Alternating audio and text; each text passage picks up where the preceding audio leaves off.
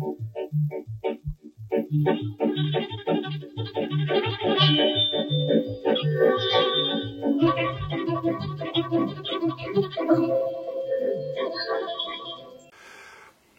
მეგობრებო, დღესაც წარმოგიდგენთ ჩვენი ბიბლიოთეკის უკვე ვეტერანს, რომელსაც კაი ხნის წინ დაიდო ჩვენს ბიბლიოთეკაში ბინა, მაგრამ ამდენი ხნის განმავლობაში ვერ მოახერხეთ მისი მიმოხილვა კარგად და ეს არის Anki Gods of Egypt, სიმონის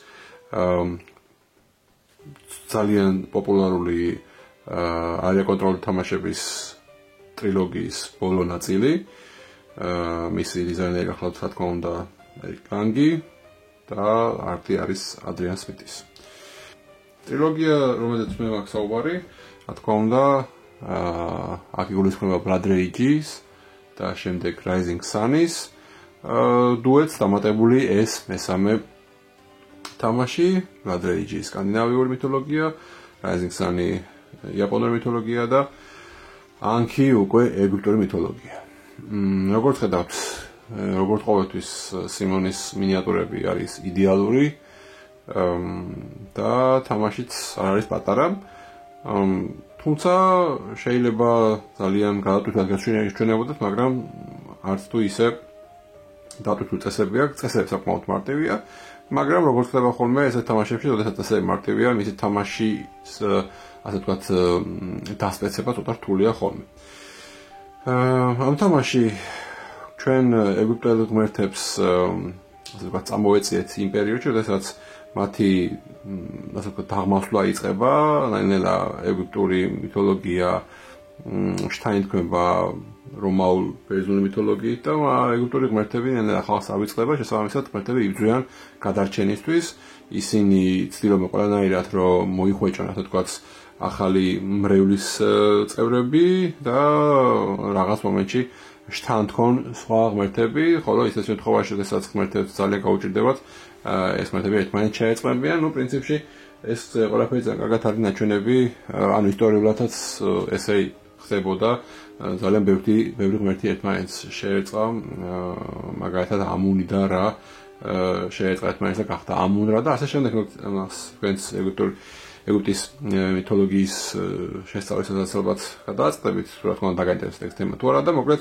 ეგეთი შეტყმები ხდება. ანუ ეს შეწყმა მერჯი აბსოლუტურად ახალი მექანიკაა, რომელიც შემოიტანა სიმონმა, ამის გამო მას ბევრი ამ გამოცემას ბევრი აკრიტიკებდა, იმიტომ რომ მერჯი დიდად ბევრს არ მოწონდა, თუმცა ამ თამაშს ის განასხვავებს იდეაში სხვა მისი წინამორბედებისგან, რომ ეგ მერჯის მექანიკაა ზუსტად შემოსული და პლუს ცოტათი უფრო დათვლადი და უფრო მეტად იაზე დაფუძნებული არის ვიდრე წინა ორი. მეცაც გეტყვით ეს თამაში, როდესაც ითამაშება ორში, კიდევ უფრო მეტად წააგავს ასე ვთქვათ ჭადრაკს, უფრო მეტად შეიძლება ერთმანეთის გამოთვლა ასე ვთქვათ ვიდრე წინა სხვა თამაშებში. ამიტომ მოკლედ ამ თამაშს ძალიან ბევრი კარგი თქმელი ყავს, თუმცა მერჯის გამო შეიძლება შეიძლება გაიგონოთ აუგიც ამაზე და ამ ყველაფერს გავივლით თქვენ გადაწყვეტეთ მე მოგწონთ თუ არა ეგ ამბავი. ეხლა მე აქ თქვენ გაჩვენებთ basic ყუთს. basic ყუთში ყავს 5 ღმერთი. ეს არის ანუბისი, ბალზამცხები, ალბათ. ასე შეიძლება ითარგმნოს. ამუნ დამალული ჰიდენ, ალბათ ესე გამოდის. ოსირისი კუდრების გადასვლით ღმერთი, ისისი, ტახტის დედოფალი, ასე ითარგმნება და რა, ღმერთი მზისა და სინათლისა. თითოეულ ღმერთს აქვს განსხვავებული ძალა, რომელიც მოცემული არის აი აქ და ასევე აქვს ანქის ძალები, რომელიც ყველას ერთ და იგივე აქვს, თუმცა თქვენზე დამოკიდებული რომელ ანქის ძალებს გააქტიურებთ ხოლმე და ხედავთ, რომ 3 სლოტისგან შედგება ანქის ძალები, პირველი ლეველის, მეორე ლეველის, მესამე ლეველის და თითოეულ ღმერთს შეუძლია მხოლოდ თითოეულ სვეტში 2 ძალა აირჩიოს და იდეაში ისე როგორც სხვა ბევრ თამაში იწყებთ ჩვეულებრივი საერთოდ როგორც ვთქვათ, იგივე Blood Rage-ში იწყებს სტანდარტული, ანუ ყველას ერთ და იგივე ძალა აქვს, ასე ვთქვათ, მოცემულობა და მე თქვენ შენ თუ გადაწყვეტავ შენს კლანს რა ძალები ექნება. რა თქმა უნდა, Blood Rage-ი განსხვავებით აქ ხდება ის, რომ ყველა ღმერთს და შესაბამისად ყველა ფრაქციას რაღაც განსხვავებული დამატებითი ძალაც აქვს.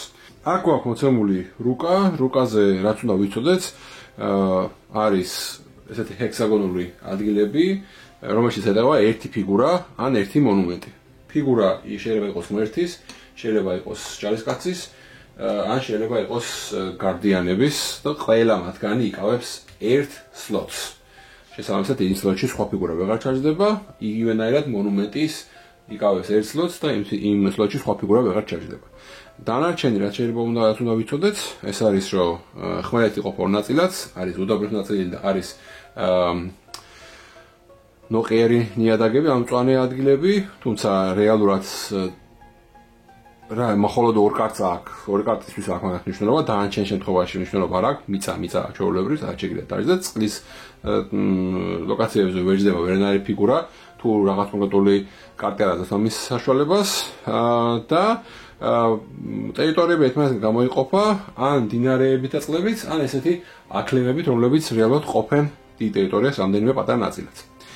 ციფრები, რომელიც მოცემული არის, აქ ეს არის რომელი ლოკაცია რომელი ლოკაციაზე როდის იქნება ბრძოლა, ისე როგორც Rising Sun-ში, იგივე პრინციპი აქაც, ანუ ჯერ პირველ ლოკაციაზე იქნება ბრძოლა, მეორე და შემდეგ და რაც ძალიან მნიშვნელოვანია ამ თამაშისთვის, უნდა დავიმახსოვროთ, რას ნიშნავს adjacent ტერმინი, ანუ გვერდზე ყოფი ტერმინი რას ნიშნავს, გვერდზე ყოფი იქნება, ანუ adjacent-ი არის ფიგურა, რომელიც ერთი და იგივე რეგიონში არის შენი ფიგურის გვერდით, ასე ვთქვათ, გვერდზე ჰექსაგონში, ეს ნიშნავს იმას, რომ ეს ფიგურა ამ მონუმენტის adjacent ვერ არის, იმიტომ რომ სხვადასხვა რეგიონში არის. იგივენაირად ეს ფიგურა აი ამ ფიგურის გვერდზე ვერ იქნება adjacent ვერ იქნება, იმიტომ რომ სხვადასხვა ტერიტორიაზე არის. ეგ არის adjacent-ი, მოკლედ ერთ და იგივე რეგიონში უნდა იყოს და გვერდზე უნდა კეთდეს. ეს რაც შეეხება boards. ეხლა რაც შეეხება Devotion's track, Devotion's track არის იგივე ქულების ტრეკი, როგორც ვთქვათ, ორ ნაწილად იყოფა, არის წითელი და ლურჯი და რა განსხვავება მაგათ შორის თამაშის ახსნის ამბობაში გეტყვით. აქ გვაქვს ექშენები, თქვენ შეგიძლიათ თქვენ თვალს გაკეთოთ 4 ექშენიდან 2, ეს არის გადაადგილება ფიგურების, ეს არის გამოძახება ფიგურების, ეს არის follower-ების აღება, follower-ები იგივე ფული არ ჩათვალეთ და ეს არის ანქი ძალების გააქტიურება. ამ 4 მოქმედებიდან ირჩევთ ორს თქვენს თვალზე და აკეთებთ შესაბამისად მიდის ნელ-ნელა თამაში, ხოლო აი აქ გვაქვს event-ის ტრეკი და ეს ნელ-ნელა გადაადგილდება ეს event-ის ტრეკის მარკერი და რომელიც გააქტიურებს event-ს, ის მიიღებს შესაბამის ბონუს, ეს წითელი event-ები არის საბრძოლო კონფლიქტები, შესაბამისად როგორც კი event ტრეკი გადავა აქ, ის event ტრიგერდება და იწყება ბრძოლები. ისევე როგორც ეს ხდება Rising Sun-ში, უბრალოდ Rising Sun-ში ყოველთვის გვაქვს შესაბამისი მიმდევრობა, ჯერ რაღაცა პოლიტიკის ფაზა, შემდეგ და მეორე ყოველთვის არის ბრძოლის ფაზა. იგივენაირად, როგორც კი ეს გადმოვა აქ, იწყება ბრძოლის ფაზა. შესაბამისად, მოთამაშეებს მოუწევთ მინიმუმ 1, 2, 3 და დიდი ალბათობით 4 საბრძოლო ივენთი. ამ 4-ის ბოლოს დიდი შანსია, რომ აღარც იყოს მეტი ბრძოლები, თუმცა ყველა მაქსიმუმ შეიძლება 5-ჯერ ჩატარდეს ბრძოლა თითოეულ რეგიონში. მოგეთ ეგ არის სულ თავარი ბორდი, Devotion track-ი, ანუ იგივე გამარჯვების ქულების ტრეკი, ექშენების მოცემულობა, რა ექშენებში შეიძლება გააკეთოთ და ივენთების ტრეკი. თამაშის მოწყობისთვის დაგჭირდებათ აუცილებლად ესეთი სცენარების წიგნი, რომელშიც მოცემული არის სხვადასხვა განთავსებები, სხვადასხვა რუკები, ანუ მონუმენტები, როგორ ლაგდება ძირითადად მაღაზია საუბარი და როგორ იყოფა ტერიტორიები ძირითადად მაღაზია საუბარი აქლემებს უნდა ჩასვათ. რა თქმა უნდა, მოთამაშეების უდენობას გააჩნია და არის კიდე რაღაც კონკრეტული სცენარები, რომლებიც რაღაც კონკრეტულ დაშვებებს აკეთებს თამაშის განმავლობაში და ეს თქვენზე დამოკიდებული, რომელსაც აირჩევთ. ახლა ამ წუთში ეს არის 5 მოთამაშეზე გაშლილი სტანდარტული რუკა. როგორც ვთქვათ, თითოეული ფრაქცია ფლობს ამ წუთში თამაშს იწყებს ერთი ღმერთის ფიგურით, ერთი მეორის ფიგურით და ერთ-ერთი მონუმენტია მათი კონტროლის ქვეშ. კონტროლის ქვეშ რომ არის, ეს გამოსახული არის მათი ფერის ანქის ტოკენით მოდებით შესაბამისი მონუმენტის ქვეშ. დანარჩენი მონუმენტები, რომლებიც ბორდზე არის უტოკენო, ეგენი არის ნეიტრალური მონუმენტები და როგორც ვთქვით, უკვე 5 ტერიტორიად არის დაყოფილი მთელი რუკა, იმიტომ რომ 5 მოთამაშე თამაშობთ. მოთამაშეებს ასევე აქვთ თავიანთი ბარათები, ეს ბარათები არის ყველა ერთ და იგივე, ანუ 7 ბარათი აქვს, 7-ვე ყველა მოთამაშეს ერთნაირი აქვს. აქ გვაქვს გარდიანები არიან იყოფიან რამდენიმე ლეველად, 3 ლეველად უბრალოდ. პირველ ლეველის, მეორე ლეველის, მესამე ლეველის მიუხედავად რამდენი მოთამაშე თამაშობს, შესაბამისი ოდენობით ფიგურები შემოდის თამაში. პირველი ლეველის ატეტი და კატა მუმიები, მეორე ლეველის მუმიები და აპეპი და მესამე ლეველის გიგანტური სკორპიონი, მორიელი და ანდროსფინქსი. რახან ორ-ორი არის თითოეულ ლეველზე, ირჩევ ერთ ბარათს, რომელიც შემოვა ამ თამაში, ამ შესაბამისად ერთ თამაში შეიძლება იყოს ან კატა მუმიები, ან სატეტი. იგივენაირად ან მუმია, ან აპეპი, ან სკორპიონი, ან ანდროსფინქსი. ანუ ორივე ვერასდროს ვერ იქნება. თუმცა იმის მიხედვით რამდენი მოთამაშე თამაშობს, თითოეულ ამ ბარათს გარდიანის ბარათს შესაბამება რაღაც უდენობის მინიატურები. პირველ ლეველის მინიატურები მაქსიმუმ არის 3 და 4-ში ან 5-ში მოთამაშეში 3-ვე ფიგურა ხელმისაწვდომი არის, მეორე ლეველის და მესამე ლეველის არის 2-2. რაც უფრო ნაკლები თამაშობს, მით უფრო ნაკლები ფიგურა არის ხელმისაწვდომი. შესაბამისად დაწყებაზეა ამათი აყვანა და თუ იმენ წაიყვანა შესაბამისი მონსტრი, თავისთავად მასე წვემა უკვე აღარ იქნება. თამაში როცა იწყება, გვაქვს მხოლოდ ერთი ფოლოუერი, ანუ ერთი ფული გვაქვს, ასე რომ ვთქვათ, და ჩვენი ამ ფაუერები ჩალაგებული არის, აი ესე ქვემოთ დაფარული არის მოკლედ ესეთი ფლოტები და თამაში როცა ვიწყებთ, ვირჩევთ რა მოქმედება გავაკეთოთ. მოქმედებები როგორც ვთქვით 4-ია და თქვენ თვალზე აკეთებთ 2-ს. გვაქვს ესეთი შეზღუდვა, ჩვენ როცა ვაკეთებთ რაღაც მოქმედებას, დაუშვათ ეს მოქმედება გავაკეთე, შესაბამისად ეს ტოკენი გადავწიე ამ ტრეკზე წინ. მე გავაკეთე ეს მოქმედება და შემდეგ მეორე მოქმედება აუცილებლად უნდა იყოს ამ გაკეთებული მოქმედების ქვევით. ამას მიგანიშნებს აი ეს ის არის, ანუ შესაბამისად შენ თუ პირველი ეს მოქმედება გააკეთე, მეორე მოქმედებაც ვეღარ გააკეთებ საერთოდ, იმიტომ რომ შეზღუდვა გაქვს 2. არ შეგიძლია ერთ და იგივე მოქმედების გაკეთება და აუცილებლად გაკეთებული მოქმედების ქვედა მოქმედება უნდა გააკეთო შემდეგი. ანუ ყოველთვის უნდა ეცადო რომ ჯერ რაღაცა ზედა მოქმედება გააკეთო და მერე ქვედა მოქმედება გააკეთო. თუ რა თქმა უნდა შენ სტრატეგიას აუცილებლად ჭირდება რომ პირველივე მოქმედება სულ ქვედა იყოს, კი ბატონო შეგიძლია გააკეთო, უბრალოდ მეორე მოქმედება ჩათვალე რომ აღარ აქვს. შესაბამისად მივყვეთ ყველა მოქმედება ცალ-ცალკე და ნახოთ რა შეგვიძლია გავაკეთოთ. Move figures, როცა ვიზრდებ მაგალითად მე მინდა რომ ფიგურები გადავადგინო, გადმოწევ მას აქეთ, და ახაც დააკვირდებოდით რომ 5 მოთამაშეში ბოლომდე არის ესენი მოწებული, 4-ში აქედან იწყებენ, 3-ში აქედან იწყებენ, 2-ში აქედან იწყებენ და მაგასაც მიხვდებით რა მნიშვნელობა აქვს, გადმოწი. აქედან ჩემი ფიგურები შემიძლია ვამოძრავო. ყველა ფიგურა შემიძლია ვამოძრავო 1-დან 3-მდე. გადაადგილებისას შემიძლია გავუარო ყველაფერს, ანუ ზღვის ფიგურებს, მონუმენტებს, წყალშიც გავიარო და ასე შემდეგ, თავარია ჩემისვა დავამთავრო ცარიელ ტერიტორიაზე ხმელეთზე. შესაბამისად მე ამ ტიპით შემიძლია 1, 2 და 3 აქ ვიმოძრავო და ამ ტიპით 1, 2 და 3 აქ ვიმოძრავო. და რეალურად ამით მორჩება ჩემი სვლა. დაუშვათ ასეთი მოძრაობა გავაკეთე მე, აქ გავჩერდი და იქ გავჩერდი და ჩემი ეს სვლა მორჩა. ანუ გადავწი ეს მოქმედება, ერთი ჩაიწია და ამით მორჩა. შემდეგი მოქმედება არის summon figures. Summon figure. გამოძახება შემიძლია ნებისმიერი ფიგურის, ეს ფიგურა შეიძლება იყოს ან ჯარისკაცი, ან ჩემი აყვანილი გარდიანი რომელიღაცა. ამ შემთხვევაში ახლა გარდიანი ჯერ არ აქვს, ერთი ჯარისკაცი შემიძლია გამოვიძახო. ჯარისკაცი შემიძლია გამოვიძახო ან უკვე ჩემი არსებული ფიგურის გვერდზე, სადაც ცარიელი ადგილია. რა თქმა უნდა ხმელეთზე, ან ისე იმ მონუმენტის გვერდზე, რომელსაც მე ვაკონტროლებ. ნეიტრალური გვერდზე არა. შესაბამისად შემიძლია აქ ჩავსვა ნებისმიერ ადგილზე, ან ჩემი უკვე არსებული ფიგურების გვერდზე ჩავსვა. დაუშვათ და ესე გავაკეთე. თავისთავად მე თუ აქ ავარ, კიდევ ერთხელ ვამბობ, აქ რო ყოფილიყავი და დაუშვათ ეს ახლა ყოფილიყო, აქეთ ჩავსვამდი, იმიტომ რომ adjacent-ი არ არის, შესაბამისად იგამ უნდა დაგვაწყდეს. შემდეგი რაც შეგვიძლია გავაკეთოთ, ეს არის follower-ების აღება, ვიღებთ იმდენ followers, რამდენი ჩვენი ან ნეიტრალური მონუმენტის გვერდზეც ყავს ერთი ფიგურა მაინც. ეს ძალიან კარგად აიმახსოვრეთ, ხშირად ეშლებათ ხოლმე ფიგურების ოდენობაზე არ არის დამოკიდებული ეს ამბავი, მონუმენტების ოდენობაზე დამოკიდებული, შესაბამისად რამდენი ჩვენი ან ნეიტრალური მონუმენტის გვერდითაც ყავს ფიგურა. შესაბამისად ეხლა აქ ჩვენ ყავს ერთი ნეიტრალური მონუმენტის გვერდზე ფიგურა, მეორე ნეიტრალური მონუმენტის გვერდზე ფიგურა. ანუ ავიღებთ ორ followers. ამ ჩვენი კონტროლერბარდი მონუმენტის გვერდზე ჩვენ ფიგურა არ აქვს, შესაბამისად ვერაფერსაც ვერ ავიღებთ. წეხან მე რო სამონი გავაკეთებია, აი აქ ავიღებდი უკვე 3 followers. ეგ არის სულ follower-ების აღება. და ბოლო არის Ang Power-ის გახსნა. Ang Power-ის გახსნისას მე ვიხდი იმდენ followers, რომელი სვეტის Ang Power-ს ახსნის, შესაბამისად ამ Ang Power-ების გახსნას ვიხდი 1-ს, აქედან ვიხდი 2-ს, აქ ვიხდი 3-ს. გადავიხადე ერთი follower-ი, მოვკიდე აი ამ ჩემს Ang-ს თხელი და ჩავსვი რომელიღაც ამ ძალაზე და შესაბამისად ის ზალა მე გამიაქტიურდება და ანუ ასე ხდება ჩემი ღმერთი პერსონიფიცირებული და customizable მოკლედ. თუ ბრძოლაში გაიმარჯვეთ, მიიღეთ 3 follower-იო, მონუმენტების აშენება ღირს 0 follower-იო, ამას ბრძოლის დროს გავივლით.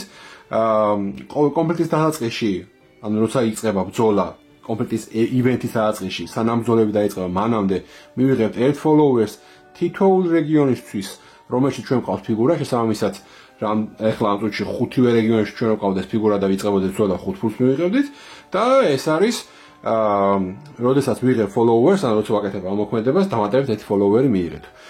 როგორც ვთქვით, თითოეულ სვეტში შეგვიძლია მაქსიმუმ 2 ძალა გქონდეს. ანუ მე რო ჩავსვი აქ 1 და მეორე, შესაბამისად აქ მე დაანჩენ 2-ს უკვე ვეღარ გავიაქტიურებ. როგორც კი მე გამომიჩნდება აი ეს სიმბოლო, ამ სკარაბეის სიმბოლო, ანუ შესაბამისად მეორეჯერ რო გავაკეთებ მე Ang-ის power-ების გახსნას, გამომიჩნდება სკარაბეის სიმბოლო და შემიძლია ერთ-ერთი ხელმისაწვდომი პირველი ლეველის გარდიანის ფიგურა დავარეკრუტო და წამოვიყვანო ჩემს supply-ში. მისი შემოყვანა ჩვეულებრივ 3 მონეთით შემიძლია, თუმცა მანამდე შემიძლია რომ უბრალოდ supply-ში შემოვიყვანო. ანუ ესე იგი ეს ნიშნავს რომ პირველი ლეველის გარდიანზე წვემა მექნება, როცა გამომიჩნდება ეს, მეორე ლეველისთვის გამომიჩნდება ეს და თუ დავაკვირდებით მეორე ლეველი და მესამემდე ეგრევე შემიძლია რომ წვემა მქონდეს მესამე ლეველის გარდიანზე, ასე რომ ეგ ამბავი გაითვალისწინეთ. თავისთავად თუ პირველი ლეველის გარდიანების ფიგურები უკვე აღარ არის, მე ვეღარ ავიყვან. მეორე სვეტის ძალები უკვე საკმაოდ მნიშვნელოვანი არის თამაში და არის აქ მონუმენტებზე გასვლა, მონუმენტები საერთო ასე ვთქვათ, გამაერთიანებელი სიტყვა არის, თორე მონუმენტები იყოფა 3 კატეგორიად: ობელისკები, პირამიდები და ტაძრები. ჩვეულებრივ ყველა ნებისმიერი ფიგურის ძალა არის 1, მათ შორის ღმერთისიც. ყველა ფიგურა შეიძლება მოკვდეს, როდესაც ბრძოლაში წააგებთ ან სხვა რამე ეფექტი მოხდება. გარდა ღმერთისა, ღმერთის ფიგურები არასდროს არანაირი ეფექტი არ გვხვდებიან. დანარჩენები ყველაფერი, მეომრები, გარდიანები ყველაფერი შეიძლება ამოწმენ. ეს ზალა გვეუბნება, რომ თქვენი ღმერთის საბაისო ზალა გახდება 3-იო, თუ შენ აკონტროლებ 3 ნებისმიერ მონუმენტს, ოღონდ ერთ და იგივე ტიპისას. მაგალითად 3 ობელისკს თუ აკონტროლებ ნებისმიერ ადგილზე თელ ბორდზე, შენი ღმერთის ზალა გახდა 3-იო. ამ სვეტში მეორე, მესამე და მეოთხე არის ასე ვთქვათ კონკრეტული ტიპის მონუმენტზე აქცენტირება, ანუ თქვენი სტრატეგიის აწყობა. პირველი არის ობელისკ ეთიუნდ, ეს გეუბნება რომ ყოველი ბრძოლის დაწყისში შეგიძლია ნებისმიერი ოდენობის ფიგურები გადაიყვანო ტერიტორიაზე, სადაც შენ გაქვს ობელისკი, რომელსაც აკონტროლებ შენ და რომელშიც არის ბრძოლა. ანუ შესაბამისად თუ იმ ტერიტორიაზე, სადაც ბრძოლა მიდის, მაგალითად აი აქ სიტყვაზე ვთქვათ, მიდის ბრძოლა, აქ შენ გაქვს ობელისკი, რომელსაც შენ აკონტროლებ, შესაბამისად შენი მარკერი დებს იქ, შეგიძლია ნებისმიერ სხვა რეგიონიდან და მოკიდო შენ ფიგურებს ხელი და გადმოიყვანო აქეთ. ოღონდ აქ არ წერია ესე დათქმა, აქ წერია უბრალოდ რომ უბრალოდ გადაიყვანო ნებისმიერი ოდენობის ფიგურები შენი ობელისკის გვერდზეო იმ რეგიონში, მაგრამ წესების წიგნში გვაქვს ესეთი კონკრეტული დათქმა, რომ უნდა ყავდეს იმ ტერიტორიაზე, იმ საბრძოლო ტერიტორიაზე უნდა ყავდეს ერთი ფიგურა მაინც. ეს ძალიან მნიშვნელოვანი დათქმა არის. შეიძლება თქვენ გეგონოთ, რომ რაღაც რეგიონში უბრალოდ ჩაალაგოთ თქვენი ობელისკები და იმ ტერიტორიაზე მაინც გადაადგილებით ყოველი ბრძოლის წინ. არა, თქვენ იმ ბრძოლის საბრძოლო ტერიტორიაზე ერთი ფიგურა მაინც უნდა ყავდეთ, პლუს ობელისკს უნდა აკონტროლებდეთ და მაშინ შეგიძლიათ რომ მოკიდოთ ხელი სხვა ტერიტორიაზე გაფანტულ ტიპებს და გადმოიყვანოთ იმ ტერიტორიაზე თან ობელისკის გვერდზე. თუ ობელისკის გვერდზე ადგილი არა, თავისთავად ვერ გადმოიყვანთ ვერავის. Temple ეთიუნდი გეუბნებათ, რომ თითოეული თქვენი ტემპლი გაძლევთ +2 ძალას ბრძოლაშიო, იმ რეგიონში თუ ერთი ფიგურა მაინც არის იმ ტემპლის adjacent ტერიტორიაზეო. ეს მნიშვნელოვანი ძალა არის და პირამიდის ეთიუნდი გეუბნებათ, რომ როდესაც სამონ ფიგურს აკეთებთ, ანუ გამოძახებას ვაკეთებთ, დამატებით ერთი ფიგურა შეგიძლიათ გამოიძახოთ თითოეული შენი პირამიდის გვერდზეო. ეს არის საკმაოდ მნიშვნელოვანი ძალა ასევე. რომელსაც ხშირად მიმართავენ მოთამაშეები, ჩათვალე რომ სამან ფიგურის ერთ ჯარისკაცთან ერთ გარდიანს იხმობ ხოლმე ჩვეულებრივ და თუ პირამიდით ხარ, რამდენი პირამიდის აკონტროლებ, იმდენის გვერდზე შეგიძლია ახალი ფიგურა გამოიყვანო, რაც საკმაოდ დიდი ძალა არის და მესამე სვეტი ცოტა მოგვიანებით გავიაროთ, თუნდაც ბრძოლას გავივირით. მოკლედ, მოქმედებები გასაგებია, გადაადგილე ფიგურები 1-დან 3-მდე, გამოიძახე ერთი ფიგურა შენი უკვე არსებული ფიგურის ან შენი კონტროლირებადი მონუმენტის გვერდზე, ფოლოუერები აიყვანე იმის მიხედვით, რამდენი ნეიტრალური ან შენი კონტროლირებადი მონუმენტის გვერდიდან ერთი ფიგურა მაიწყავს და გახსენი ანქის ფაუერები შესაბამისი ფოლოუერების გადახდის შედეგად. ეგ არის რაც ვაკეთებ და ყოველთვის უნდა დაიმახსოვრო, რომ არ შეგიძლია ერთ-ერთი მოქმედებას გაკეთებ ორჯერ და როდესაც მოქმედებას აკეთებ, ყოველთვის მეორე მოქმედება უნდა იყოს ქვევით მოქმედება გახორციელებული. რა ხდება მაშინ, როდესაც ერთ-ერთი შენ მოქმედება გააკეთე, გადახვედი აი ამ ფინიშს, ასე ვთქვათ, აი ამ შესაბამისი ტრეკისა, შენ დაამთავრებ ამ მოქმედებას ბოლომდე და მე დაატრიგერებ ივენტს. სანამ ივენტზე გადავალთ, უნდა დავიმახსოვროთ, რომ თუ შენ ივენტი დაატრიგერებ პირველი მოქმედების ბოლოს, შენ მეორე მოქმედება არ გექნება. ამიტომ ეგ კარგად გაითვალისწინეთ. მაგალითად, თუ მოძრაობა აქ არის და შენ მოძრაობა გინდა და მე სხვა გაკეთება გინდა და მოძრაობა გააკეთე, ივენტი დატრიგერდება და სხვა ვეღარ შეგვაშვები. ანუ იმოძრავებ, ივენტი დატრიგერდება და სხვა ვეღარ შეგვაშვები. ამიტომ ეგ ამოვე გაითვალისწინეთ. მოკლედ დავუშვათ დავატრიგერეთ ივენტი, ვამოძრავეთ ჩემი ხალხი და მე გადავწევ აი ამ ნიშნულს შემდეგ ლოკაციაზე და ვნახულობ რისი გაკეთება შემიძლია. ეს ნიშნები მაძლევს საშუალებას, რომ თუ ჩემი ნებისმიერი ფიგურა არის ნეიტრალური მონუმენტის გვერდზე, მე ის მონუმენტი შემიძლია გადავაქციო ჩემად და აი ნეიტრალურ გვერდზე რახან მყავდა ჩემი ფიგურა, ის მონუმენტი გადავაქციე ჩემად. ამ მოქმედებით არ შეგიძლია სხვისი მონუმენტის დაპყრობა, სანამ ერთი ნეიტრალური მონუმენტი მაინც არის თელ უკაზე დარჩენილი. თუ ისეთ შემთხვევა მოხდა, რომ განსაკუთრებით თამაშის ბოლოსკენ, რომ უკვე ყველა მონუმენტი დაკავებულია, ნეიტრალური ყველა მონუმენტი დაკავებულია, მაშინ უკვე შეგიძლია, რომ სხვისი მონუმენტი გადააქციო შენაც, ოღონდ თავისთავად იქაც გვერდზე უნდა ყავდეს შენი ფიგურა. რა ხდება, როდესაც ეს ტოკენი მიდის აქ, აკლემებზე, იღებ 6-მდე აკლემს და შეგიძლია ნებისმიერი ტერიტორია გაყო და შესაბამისად გაიჩინოს ორი ახალი ტერიტორია. უბრალოდ დაყოფისას უნდა გაითვალისწინო ერთი რამე, რომ ახალი ტერიტორიიდან ორივე ტერიტორია მინიმუმ 6 ჰექსაგონს უნდა შეიცავდეს. ანუ აი ესე რომ გავყო მე, აქ 3 დარჩება და არ შეიძლება. მინიმუმ 6 უნდა შეიცავდეს ახალი წარმოქმნილი ტერიტორიები. შემდეგ ვიღებ შესაბამისად შემდეგი თანრიგით შემდეგ ტერიტორიის ნუმერაციას, ანუ 5 ტერიტორიაა და შესაბამისად როგორც გაიყოფ ავიღებ მე 6-ს, დავადებ მე 6-ს იმედად მე ტერიტორიას და მე შემიძლია რომ მე ანუ ამ ორი ახალი წარმოქმნილი ტერიტორიიდან ერთ-ერთის ნუმერაცია ავიღო და ნებისმიერ სხვაში გავცვალო. შესაბამისად გადავანაცვლო ბრძოლის თანრიგი. ამასაც დიდი მნიშვნელობა აქვს. და ბოლო რაც დარჩა, არის ბრძოლის ან კონფლიქტის ივენტი, აქ რო შემოვდივარ, ვიღებ ამ tiebreakers, ანუ ფრეზე უპირატესობას, ვინც დაატრიგერებს ის და იწყება ბრძოლები. ბრძოლები იწყება ისევ და ისევ Rising Sun-ის მეთოდით. პირველ ლოკაციაზე იქნება პირველი ბრძოლა, მეორეზე მეორე და ასე შემდეგ. რა ხდება ბრძოლისას? ბრძოლისას პირველი ნახულობთ არის თუ არა ვინმე საერთოდ იმ ტერიტორიაზე. თუ არავინ არ არის, ბრძოლაც არ იქნება. არაფერი არ ხდება საერთოდ იმ ტერიტორიაზე. თუ მარტო შენი ფიგურებია, მაგალითად ახლა როგორც აი ეს მოთამაშე პირველ ტერიტორიაზე, მარტო ეს ფიგურებია და ხდება დომინაცია. რა შვებით ბრძოლის დროს? ბრძოლის დროს შესაძლებელი არის დავიწეროთ ქულები ორი სხვადასხვა წყაროდან. პირველი წყარო არის მონუმენტების უპირატესობა, majority of monuments. ვითვლით თითოეული ტიპის მონუმენტს, ობელისკები ვის უფრო მეტი აქვს, თემპლები, ანუ ტაძრები ვის უფრო მეტი აქვს და პირამიდები ვის უფრო მეტი აქვს. თუ მე ყველაზე მეტი პირამიდა მაქვს, ვიწერ 1 ქულას, თუ მე ყველაზე მეტი ობელისკი მაქვს, ვიწერ 1 ქულას, თუ ყველაზე მეტი თემპლი მაქვს, ტაძარი მაქვს, ვიწერ 1 ქულას. შესაბამისად, თუ მე სამივე მათგანი მაქვს ყველაზე მეტი, 3 ქულის დაწერა შემიძლია მარტო მაგ წყაროდ. უბრალოდ დაითვალისწინოთ, რომ 1 ქულების აღების წყარო არ ეგამოვიდა, მაგას დაუბრუნდებით კიდე, როდესაც გადავალთ აი ამ მესამე სვეტზე ანკ ფაუერებისა. შესაბამისად, პირველი ნახულობთ, ესე იგი, თუ გვაქვს ყველაზე მეტი ოდენობა, მაგალითად, ყველაზე მეტი იგულისხმება, რომ ყველაზე მეტი უნდა იყოს არა ფრე, ანუ ეს ნიშნავს, რომ თუ ერთ-ერთ რეგიონში მეც და სხვა მოთამაშესაც გვაქვს თითო ობელისკი, არავინ ხულას არ დავიწყეთ, მაგრამ მე თუ 11 ობელისკი მაქვს, მე დავიწყე ერთ ხულას. ანუ სამივე მონუმენტის სახეობაზე ნახულობ მონუმენტების მეჯორიტის. მერე ვთამაშობთ ბარათებს. ბარათებს იდეაში მანამდე ვთამაშობთ, მაგრამ საბოლოოდ ბარათებს ვთამაშობთ, რაღაც ძალებს ვაძებებთ, ვისაც მეტი ძალა აქვს, ის იგებს, დაანჩენ ყველა მოთამაშის ფიგურა ნადგურდება გარდა ღმერთისა და მერე გამარჯვებულ ბრძოლაში კიდე იწევს ერთ ხულას.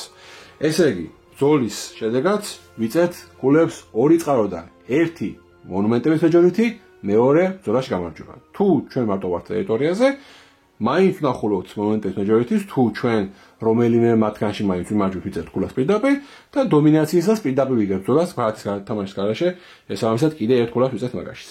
თუ ორი ან მეტი სხვადასხვა ფრაქცია მიდის ბრძოლა. ბრძოლისას აუცილებლად თამაშობთ ბარათს, ბარათების არჩევისას ნახულობთ რა გვინდა რომ გავაკეთოთ, როგორც ხედავთ, ესენი არის ძალის დამატება, ზევი ციფრები +0, +0, +0, +3, +1, +1. ანუ 2 +1-ია, 1 +3 დანარჩენი +0-ებია. ის ხედავთ რას თამაშობ, თავისთავად შენს არსებულ ძალებს დაემატება ზევიც, მოცემული ძალების ციფრებში და ქვევით ტექსტოვრივი ძალები. შემდეგ ვაწერეთ ბარათებს ყველა ერთდროულად, მერე იწყება ფაზა მონუმენტების აშენების, თუ მე თამაშები აქვს მონუმენტის აშენება, ანუ აი ეს ბარათი, მაშინ ჩვეულებრივ იხდის 3 followers, ასე ვთქვათ, შეწირავს 3 followers და იმ რეგიონში ააშენებს ნებისმიერ მონუმენტს. ანუ ნახეთ, მონუმენტების მეჯორიტის დათვლამდე შეგიძლია რომ იდეაში მაგაზე გავლენა მოახდინო და გადაასწრო ვიღაცას მონუმენტების ოდენობაში. ანუ ესე იგი ეს ძალიან მნიშვნელოვანი რამე არის და შეგახსენებთ რომ ეს რა თუ გაქვს არაფერსაც არ იხდი უფასო არის ჩემთვის, ანუ ამ 3 followers გადახდა არ მოგიწევს. მოგეთ მონუმენტების აშენება მიდის, თუ რამდენიმე მოთამაშე მეტროვად თამაშა მონუმენტების აშენება, მაშინ და ყოველთვის როდესაც რაღაცა თანადროულად ხდება, უნდა შევხედოთ devotion tracks, ანუ ქულების tracks და აქ ყოველთვის არის მიგითობა შემდეგნაირად, ვინც ყველაზე ქვევით არის, ანუ ბოლო ადგილზე ვინც არის, ის იწყებს პირველი და მოყვება ზემოთ. ვინც ზევიდებს ის ანუ უფრო მაგნეტი ქულად ითვლება, ასე რომ ვთქვათ, ვინც ქვევით არის, უფრო ნაკლებ ქულად ითვლება. თუ ორივე მათგანი ერთდროულად იწევს ქულას, ჯერ ქვედა გადაადგილდება, მერე ზედა გადაადგილდება, რომ ისე რომ არ შეიცვალოს, მოგეთ მაგათი ლიგითობა. ესე იგი, მონუმენტის აშენებისას ვაშენებთ მონუმენტს, ეგ არის მეორე ფაზა, მერე ვახორციელებთ ჭირს. Plague არის Plague of Locusti, რომელიც +1 ძალა აქვს ისე შოულებები და ხდება ჭირი.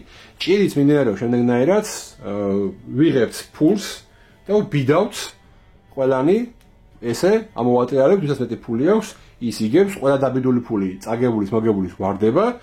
მოგებულის პერსონაჟები რა იყო, მეომრები და გარდიანები გადარჩებიან, წაგებულის ყველა ფიგურა გარდა ღმერთისა განადგურდება. ამ ფაზაზე ამიტომ ამას ძალიან დიდი მნიშვნელობა აქვს და მიაქცევთ ყურადღება. ანუ Plague არის მესამე ფაზა, ჯერ კიდე არ ჩავსულვართ Resolution-ამდე. ესე იგი, ჭირით დროს შეიძლება ყველა ფიგურა განადგურდეს რეალურად. შემდეგ ხდება უკვე Monument Majority, ვითვლით Majorities.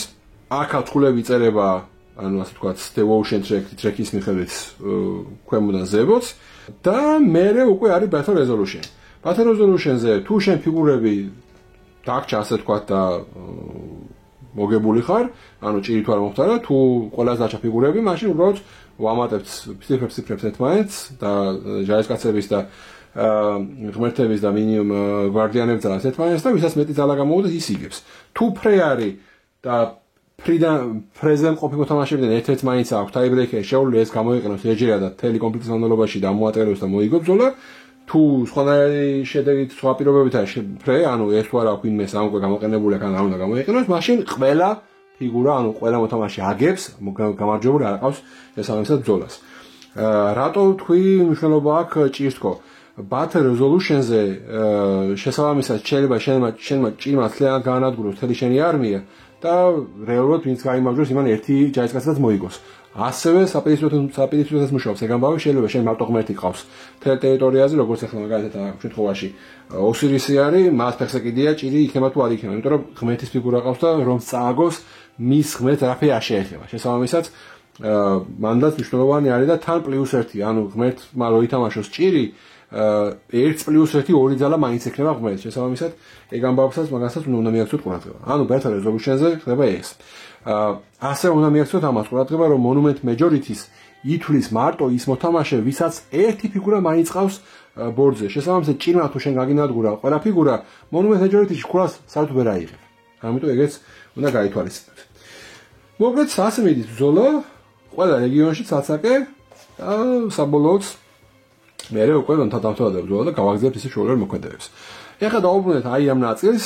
პირველი ნაწილი გვეუბნება, რომ თუ შენ ბრძოლაში გაიმარჯვე 3 ან მეტი ძალის უპირატესობით, თუ ანუ მაგალითად ვიღაცა გავიდა 1 და შეგახვედი 4-ს, საბოლოო ძალების დაფიქსირებას, შენ 1 ქულის რაცოთ მიიღებ +3 ქულას. ეს ძალა ეგ არის. ეს ძალა გვეუბნება, რომ თუ შენ წააგე ბრძოლა Bethe resolution-ში, ანუ არა მნიშვნელობა არის, წააგე Bethe resolution-ის შემდეგ თუ შენ ბრძოლა წაგებული გაქო და 2 ან მეტი ფიგურა გაგინადგურდა შესაბამისად, მიიღე 2 devotion-ი. ანუ მნიშვნელობა არა აქვს შენ ეს ორი ფიგურა ჭირში გაგინადგურდა, თუ მერე ბრძოლა წააგე უბრალოდ. ბრძოლის ბოლოს შენ თუ მინიმუმ 2 ფიგურა განადგურებული ყავს, 2 ქულას იღებ. Bountiful გვეუბნება, რომ სანამ შენ ხარ აი ამ წითელ ზონაშიო. სანამ ლურჯზე გადახვალ, მანამდე თითოეული წყაროსთვის, საიდან შენ ქულა მიიღე, კიდე +1 ქულა მიიღო. ეხლა უნდა დავუბრუნდეთ აი monument majority-ს. მე იქ ვახსენე, რომ შენ ბრძოლაში შეგიძლია მიიღო ქულები 2 წყაროდან, 1 monument majority-სგან და 1 ბრძოლაში გამარჯვებისგან. მიუხედავად იმისა, რომ თითოეული მონუმენტის სახეობა ცალ-ცალკე გიწევს ქულას, +1 ცალ-ცალკე არ გემატება. ანუ 1 წყაროდ ითვლება ეგ ამბავი. ესე იგი, შენ რო ქულა მიიღო პირამიდების majority-დან და template-ის majority-დანაც, +1 დაგემატება მარტო Bountiful-ის გამო და არა +2. ამიტომ ეგ ამბავი დაიმახსოვრეს. და კიდე ერთი აღნიშნულა, რომ აი ამ ნაწილზე რომ ბოლო წითელზეც რო იყო და ქულას მიიღებდა, მაინც +2-ით გადახვალ, შესაბამისად, ეგ ამბავიც დაიმახსოვრო და ბოლო არის ის ამბავი, რომ ყოველი ბრძოლის ბოლოს შეგიძლია 2 follower-ი შეწირო და 1 devotion-ი მიიღო. ეგ ამბავიც გასათვალისწინებელია აუცილებლად და ესეც უნდა დავიმახსოვროთ, რომ ეს ცალკე წყაროა ქულის მიღების შესაბამისად ეს ძალა ამასთან კომბინირებს ისევე როგორც ამასთან კომბინირებს. ამიტომ ეგ ამბავით დაიმახსოვრეთ, რომ ესენი ცალკე წყაროებია. არ არის რომელიღაც მოქმედების ნაწილი. ცალკე აკეთებ ამას, 2 ცალკე წირავ რომ მიიღებ devotion-ი და 2 ფიგურა თუ მოგიუტა, კიდე 2 devotion-ს იღებ და შესაბამისად ეს 2 თუ გაქვს, დამატებით კიდე 1 მიიღებ. ამიტომ ეგ ამბავით გავითვალისწინოთ. ბარათებს რაც შეეხება, ჭირი და მონუმენტის აშენება გავიარეთ. დროუთი არის, რომ შენ თუ ბრძოლაში გაიმარჯვე, +1 devotion-ს მიიღებ თითოეული ფიგურისთვის, რომელიც შენ ყავს უდაბნოზე.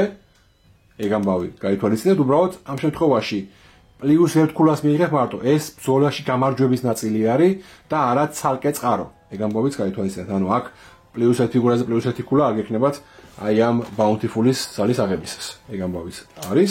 ჩერიოში +3-ია უბრალოდ.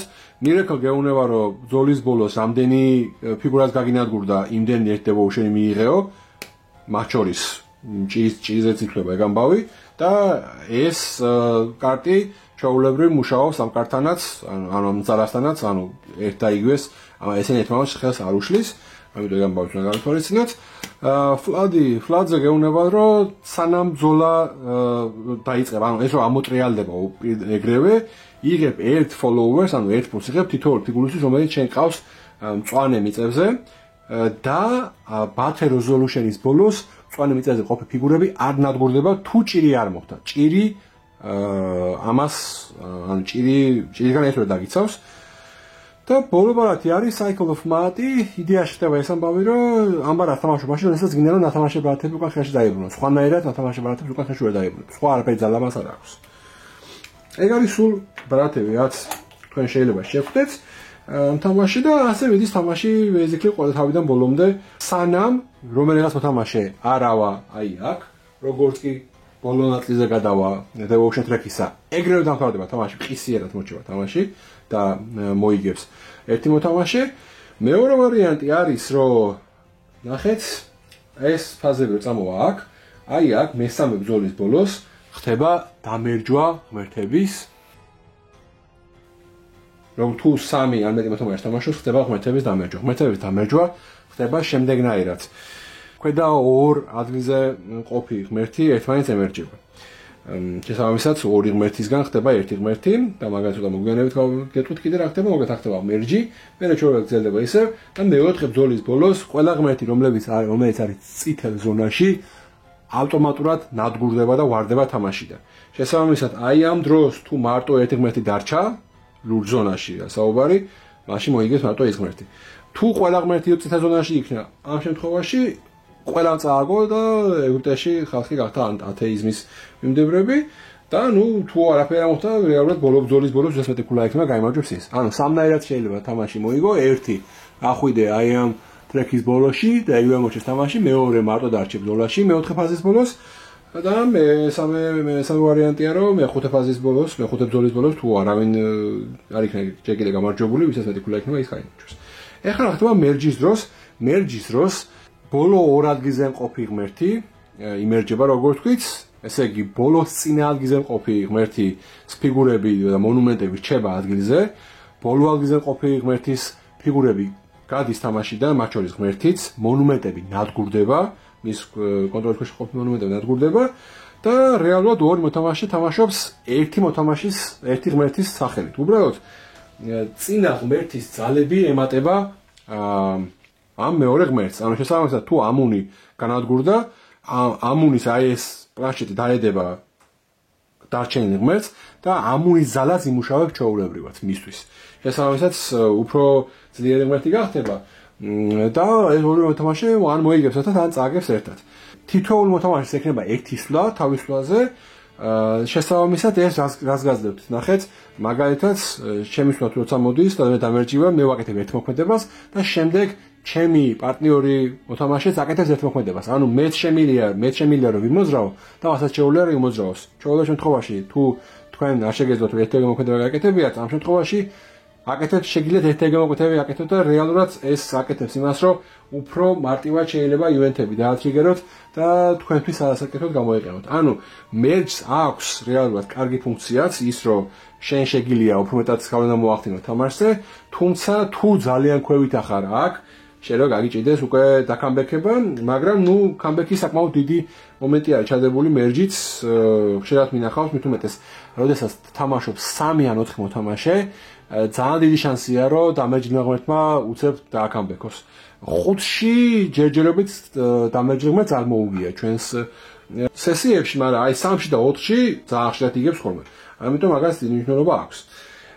ხო, დამერჯილი ღმერთის შემთხვევაში ხდება ეგეთი რაღაცა, თუ ანუ განადგურებულ ღმერთს ყავდა ესენი რა ქვია, გარდიანები, ეს გარდიანები გადადის უკვე მეორე ღმერთის მფლობელობაში, რა თქმა უნდა, აქვს სამისოდენობის ძირები დარჩენილი და რეალურად ორივე თამაშობს ერთ და იგივე ფიგურებით, ერთ და იგივე ბარათებს იყენებენ და ერთმანეთთან აქვთ მოკლედ კომუნიკაცია. ასევე უნდა დაითვალისწინოთ ერთი რაღაცა, რომ დამერჯის დროს ქვედა ან სულ ბოლო ადგილზე მყოფი ღმერთის ფოლოუერები გადადის მეორე ღმერთის მფლობელობაში, მხოლოდ ეგ გადადის მაგის მფლობელობაში, დანარჩენი ყველა ფიგურა გადის ბორდიდან.